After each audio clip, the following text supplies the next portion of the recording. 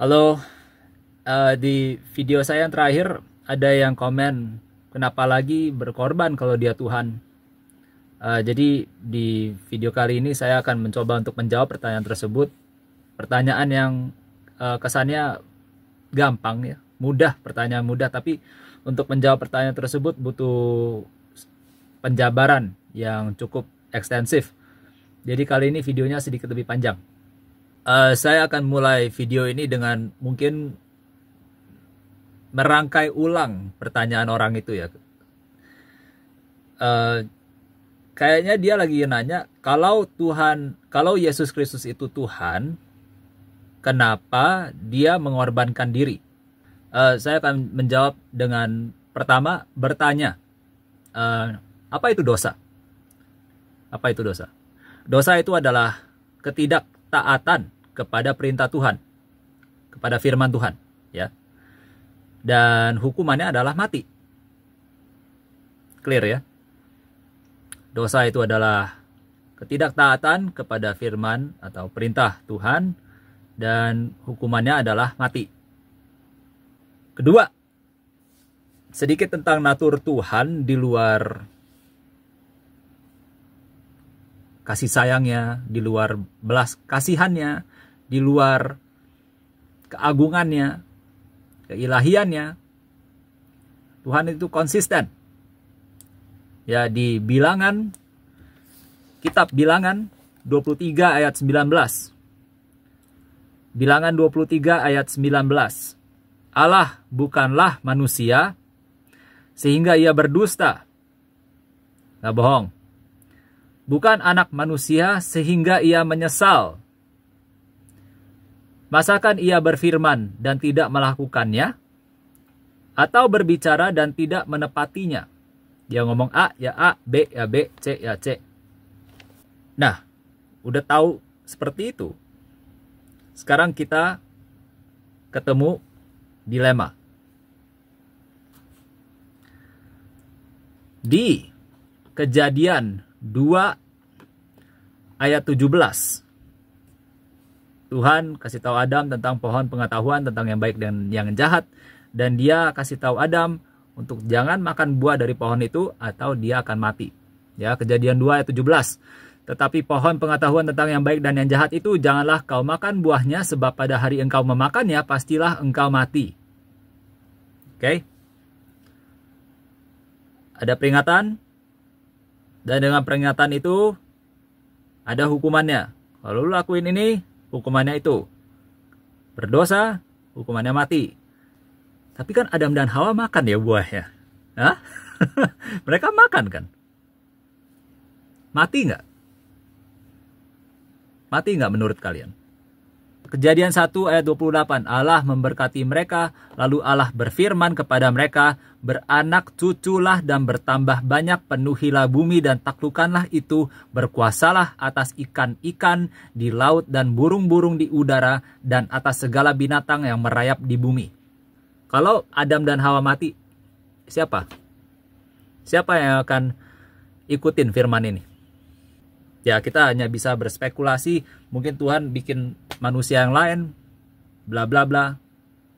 Berspekulasi, berasumsi tentang hal-hal yang tidak ditulis di firman Tuhan, yang tidak terjadi. Sekarang, kalau mereka tetap hidup, lagi-lagi kontradiksi.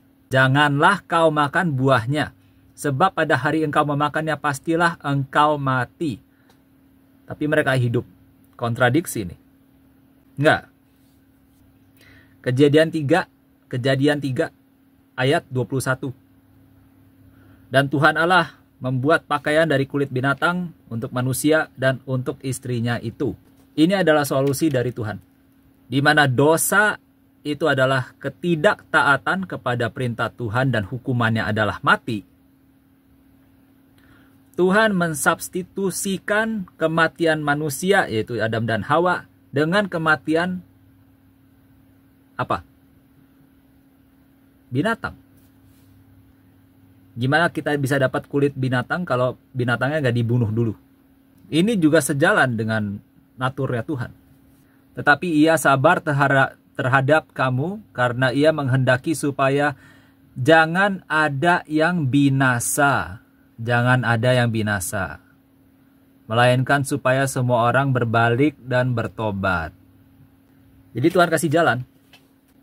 Jadi apa kepentingan darah binatang dalam persembahan dan pengampunan dosa? Imamat 17 ayat 11. Karena nyawa makhluk ada di dalam darahnya. Dan aku telah memberikan darah itu kepadamu di atas mezbah untuk mengadakan perdamaian bagi nyawamu.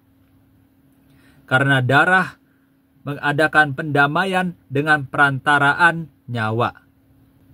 Ya, kamu berdosa, kamu harus mati, tapi gara-gara ada hewan ini dan darahnya, switch. Darahnya binatang itu dipakai untuk membayar dosa. Jadi peran Tuhan Yesus apa di sini? Waktu dia turun ke dunia ini dan menjelma sebagai manusia, dia bilang di Ibrani, kitab Ibrani 10 ayat 4 sampai 6. Sebab tidak mungkin darah lembu jantan atau darah domba jantan menghapuskan dosa. Wow.